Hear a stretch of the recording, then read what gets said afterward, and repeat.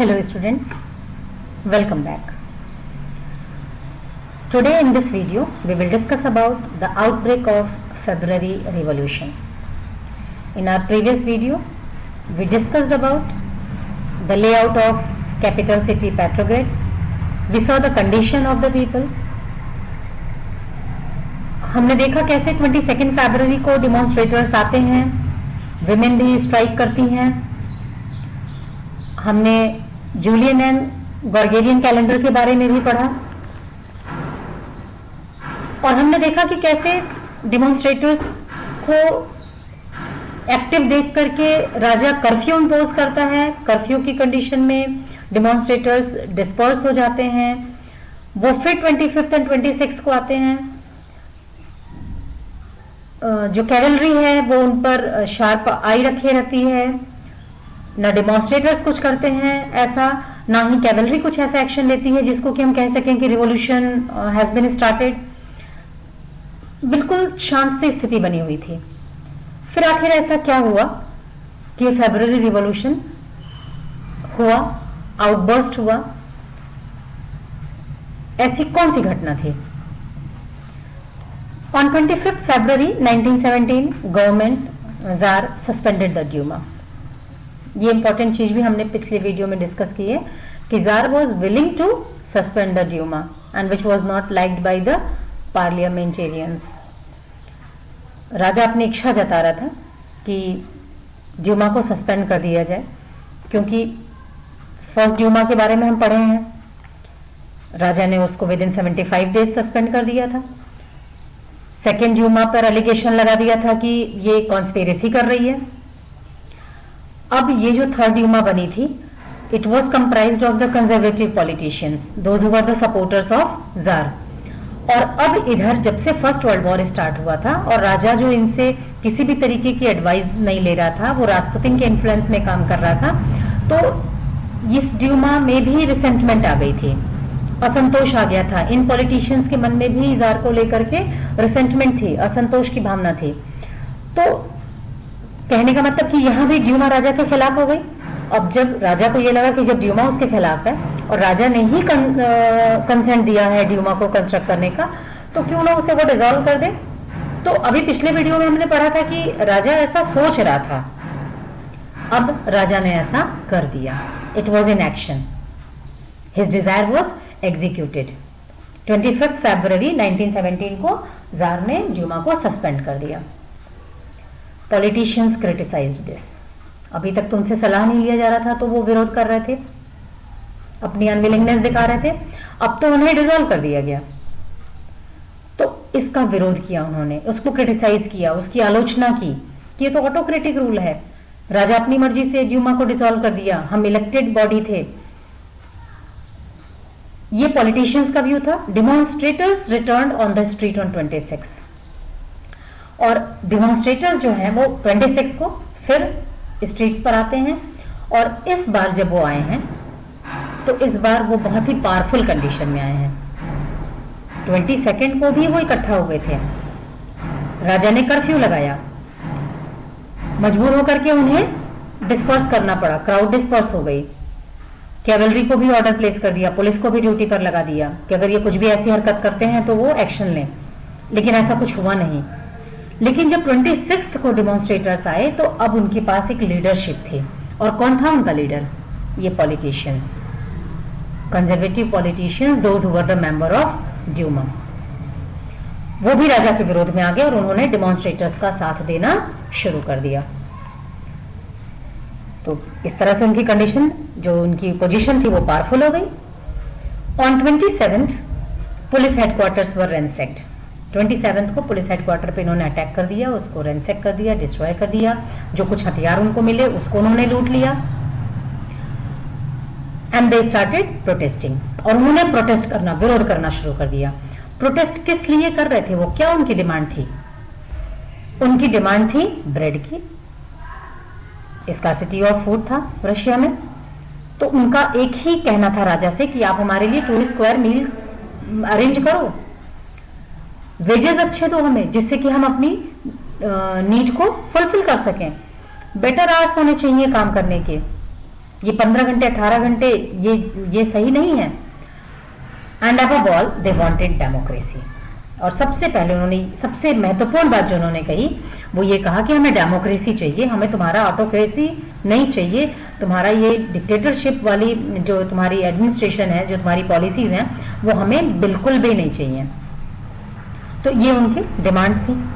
अब जब उन्होंने ये डिमांड रखी तो गवर्नमेंट का क्या रिएक्शन आया? पुलिस हेडक्वार्टर्स वर रनसेट, वहां से जो हथियार थे वो इन लोगों ने लूट लिया था। तो क्या राजा बिल्कुल पावरलेस हो गया था? नहीं, अभी भी उसके पास अपनी सेना थी। Government called the cavalry to control the situation. राजा ने बड़े गर्व से अपने सैनिकों को फिर से आदेश दिया, जैसे भी हमने पिछले साइड में पढ़ा था, कर्फ्यू लगा दिया और उनके इकट्ठा होने पर राजा ने पुलिस और कैवलरी की ड्यूटी लगा रखी थी। राजा ने फिर ऑर्डर प्लेस किया कैवलरी को, अपने सैनिकों को, अपनी पुलिस को, कि टू कंट्रोल द सिचुएशन, आप एनी हाउ मैनेज करो, सिचुएशन को कंट्रोल करो। लेकिन ये बार इस बार जो है थोड़ा सिचुएशन डिफरेंट थी। The cavalry refuse to fire on the demonstrators. इस बार कैवलरी ने, सैनिकों ने मना कर दिया। उन्होंने ये कह दिया कि हम इन डेमोन्स्ट्रेटर्स पर गोलियां नहीं चलाएंगे। और जब कभी सेना विद्रोह करती है तो that term is called mutiny. In class 8 we all have read about this mutiny of 1857। Mangal Pandey ने विद्रोह किया था। तो सेना जब विद्रोह करती है तो उस विद्रोह के लिए एक स्पेशल टर्मिनोलॉजी यूज होती है, दैट इज कॉल्ड म्यूटिनी। यहां पर राजा के कहने पर सेना ने डेमोन्स्ट्रेटर्स पर फायरिंग करने से मना कर दिया। तो it was a mutiny made by the soldiers. राजा को इस सिचुएशन की उम्मीद नहीं थी।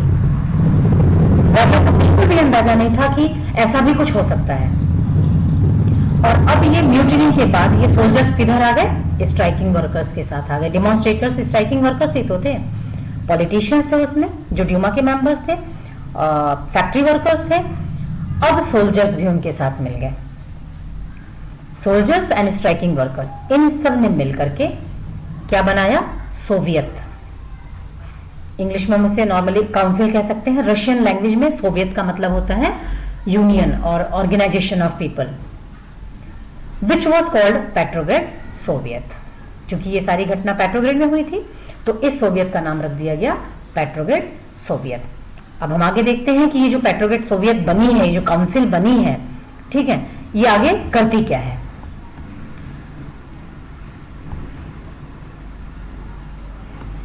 Delegation went to tsar. ये जो पेट्रोग्रेड सोवियत बना था इसमें से जो कुछ प्रोमिनेंट पर्सन थे उन्होंने अपना एक डेलीगेशन बनाया, जो ग्रुप था उसमें से, और वो डेलीगेशन जो है वो जार से जाकर के मिलती है और उनके सामने अपनी डिमांड रखती है कि अब हमें चेंज चाहिए, अब आपको पावर छोड़ देना चाहिए, अब हमें मोनार्की नहीं चाहिए, आप हमें ब्रेड दो, आप हमारे वर्किंग आवर्स को लिमिट करो, आप जो महंगाई बढ़ रही है उसे कंट्रोल करो और आप हमें डेमोक्रेसी दो। तो डेमोक्रेसी को मांगने का मतलब है कि हमें राजा नहीं चाहिए। और इस सिचुएशन में जार मिलिट्री कमांडर जो थे उन्होंने भी एडवाइस किया जार को टू एब्डिकेट। उन्होंने कहा गिव अप कर दीजिए, आप सरेंडर कर दीजिए, दे दीजिए अपना पावर, छोड़ दीजिए अपना सिंहासन, क्योंकि अब तो कैवलरी भी आपके साथ नहीं है। आपने ड्यूमा सस्पेंड कर दिया है, वो कंजर्वेटिव पॉलिटिशियंस भी आपके विरोध में हैं, वर्कर्स तो बहुत लंबे समय से आपके इस अत्याचार को सह रहे हैं, बर्दाश्त कर रहे हैं, अब वो भी इस मूड में नहीं है। सेना के बल पर आप इनको सप्रेस करते हैं, उस सेना ने भी आज आपका साथ छोड़ दिया है, तो बेहतर आपके लिए यही है कि आप एब्डिकेट कर दीजिए। जार को बात समझ में आ गई। Jar abdicated on 2 March. Jar ने क्या किया? 2 मार्च को अपना पावर छोड़ दिया, अपना सिंहासन, अपनी गद्दी छोड़ दी। अब क्या हुआ? जार ने तो पावर छोड़ दिया, अब कौन रूल करेगा? किसको सत्ता दी जाए? फिर से मोनार्की तो लानी नहीं है। तो अब क्या किया? After this Soviet leaders and Duma leaders formed a provisional government. Soviet leaders में कौन था? सैनिक थे, स्ट्राइकिंग वर्कर्स थे और ड्यूमा मेंबर्स जो कंजर्वेटिव पॉलिटिशियंस थे।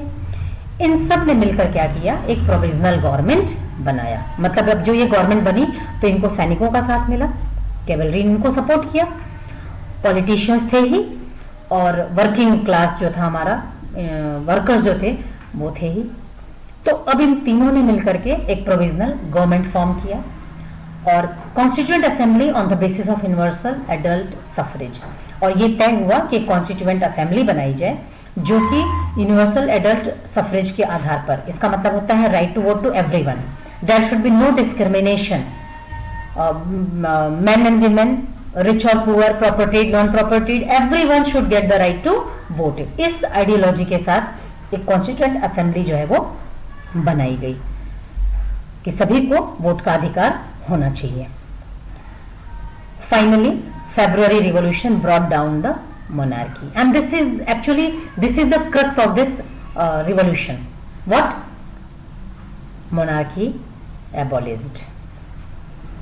राजशाही जो है वो रशिया से खत्म हो गई।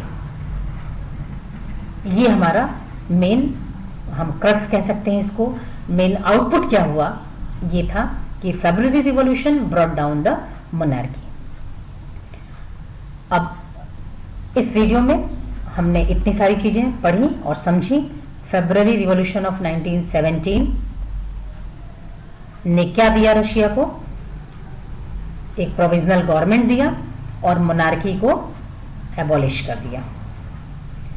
अब नेक्स्ट वीडियो में हम पढ़ेंगे आफ्टर फेब्रुअरी रिवॉल्यूशन, ये प्रोविजनल गवर्नमेंट जो बनी है ये कैसे रूल करती है।